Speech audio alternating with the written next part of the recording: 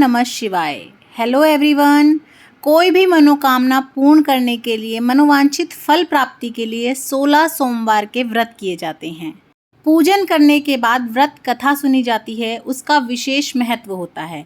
तो आज की इस वीडियो में हम 16 सोमवार व्रत की कथा सुनेंगे।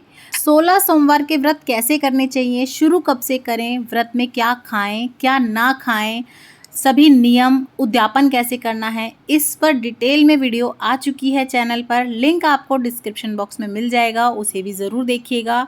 और वीडियो पसंद आए तो लाइक शेयर सब्सक्राइब ज़रूर कर दीजिएगा। तो चलिए वीडियो को शुरू कर लेते हैं।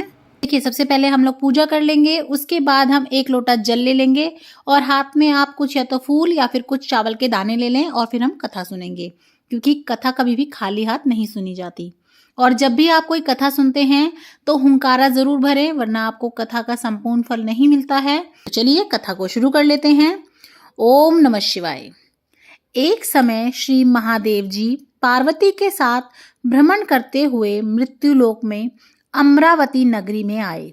वहां के राजा ने शिव मंदिर बनवाया था, जो कि अत्यंत भव्य एवं रमणीक था तथा मन को शांति पहुंचाने वाला था।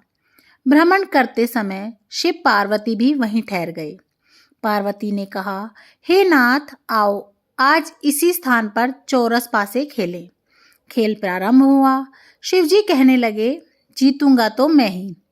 इसी प्रकार उनकी आपस में वार्तालाप होने लगी। उस समय पुजारी जी पूजा करने आए। पार्वती जी ने पूछा, पुजारी जी आप ही बतलाइए कि आज जीत किसकी होगी। पुजारी जी बोले, इस खेल में महादेव जी के सामने कोई दूसरा परांगत नहीं हो सकता, इसीलिए महादेव जी ही यह बाजी जीतेंगे। परंतु अंत में उल्टा हुआ, जीत पार्वती जी की हुई। अंततः पार्वती जी ने पुजारी को कोढ़ी होने का श्राप दे दिया कि तूने मिथ्या भाषण किया है। अब तो पुजारी कोढ़ी हो गया। शिव पार्वती जी दोनों वापस चले गए। कुछ समय पश्चात अप्सराएं पूजा करने आई। अप्सराओं ने पुजारी के उसके कोढ़ी होने का कारण पूछा। पुजारी ने सब बात बता दी। अप्सराएं कहने लगी, पुजारी जी आप 16 सोमवार का व्रत करें तो शिवजी प्रसन्न होकर आपका संकट दूर करेंगे। पुजारी जी ने अप्सराओं से व्रत की विधि पूछी। अप्सराओं ने व्रत करने और व्रत के उद्यापन करने की संपूर्ण विधि बता दी।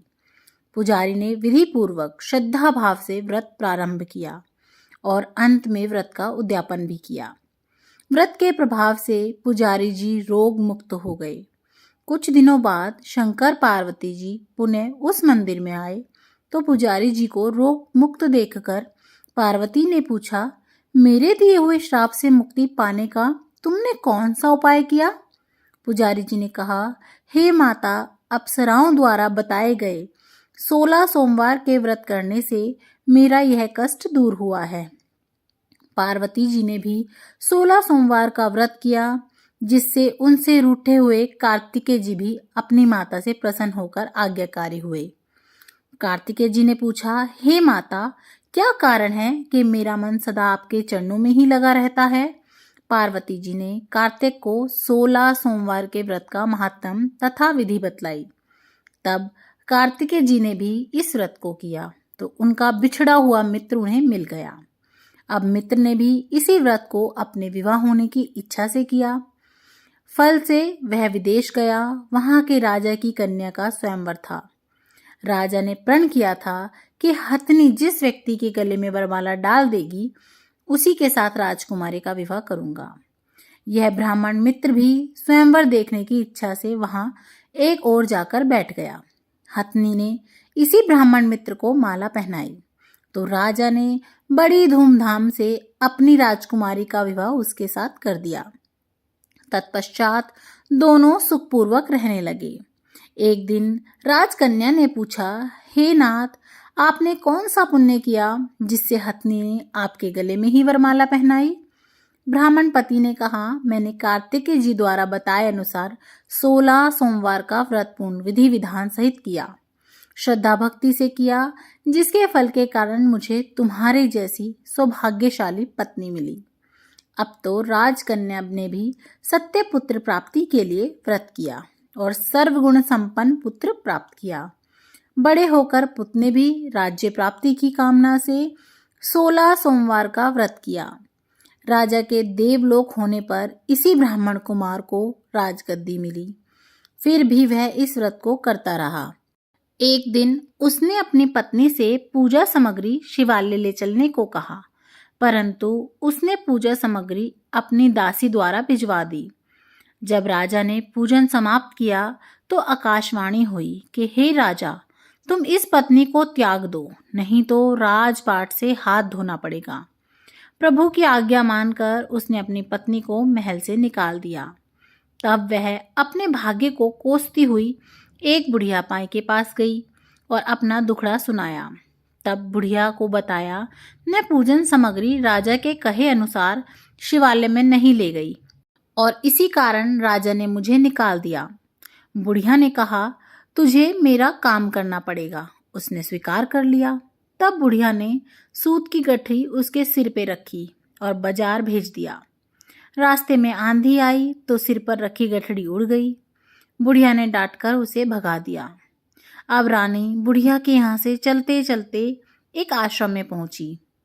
गुसाई जी उसे देखते ही समझ गए कि यह किसी उच्च घराने की अबला विपत्ति की मारी है। वे उसे धैर्य बंधाते हुए बोले, बेटी, तू मेरे आश्रम में रह, किसी प्रकार की चिंता मत करना। रानी आश्रम में रहने लगी, परंतु जिस वस्तु को वह हाथ लगाती वह वस्तु खराब हो जाती। यह देखकर गोसाई जी ने पूछा, बेटी, किस देव के अपराध से ऐसा होता है? रानी ने बताया कि मैंने अपने पति की आज्ञा का उल्लंघन किया और शिवालय में पूजन के लिए नहीं गई। इससे मुझे घोर कष्ट उठाने पड़ रहे हैं। गुसाई जी ने शिवजी से उसके कुशाल क्षेम के लिए प्रार्थना करने को कहा। बेटी, तुम 16 सोमवार का व्रत विधि के अनुसार करो। तब रानी ने विधि पूर्वक व्रत पूर्ण किया। व्रत के प्रभाव से राजा को रानी की याद आई और दूतों को उसकी खोज में भेज दिया। आश्रम में रानी को देख दूतों ने राजा को बताया। तब राजा ने वहां जाकर गोसाई जी से कहा, महाराज, यह मेरी पत्नी है। मैंने इसका परित्याग कर दिया था। कृपया इसे मेरे साथ जाने की आज्ञा दें। शिवजी की कृपा से प्रति वर्ष 16 सोमवार का व्रत करते हुए वे आनंद से रहने लगे और अंत में शिवलोक को प्राप्त हुए। उसके बाद जो आपने फूल या चावल के दाने लिए थे हाथ में, वो हम भगवान के आगे अर्पण कर देंगे अपनी मनोकामना मांगते हुए। तो इसी प्रकार से हमारी 16 सोमवार की कथा संपूर्ण होती है और इसी तरह की और भी हिंदू धर्म से रिलेटेड, पाठ पूजा से रिलेटेड, तीज त्योहार से रिलेटेड सभी वीडियोस आपको मेरे चैनल पे मिल जाएंगी। उन्हें भी आप ज़रूर देखिएगा। और अगर आपको मेरी वीडियोस अच्छी लग रही हैं, मेरा चैनल पसंद आ रहा है, तो लाइक, शेयर और सब्सक्राइब करना बिल्कुल ना भूलें। और कमेंट बॉक्स में जय सिया राम ज़रूर लिखें। देखने के लिए बहुत बहुत धन्यवाद। जय सिया राम।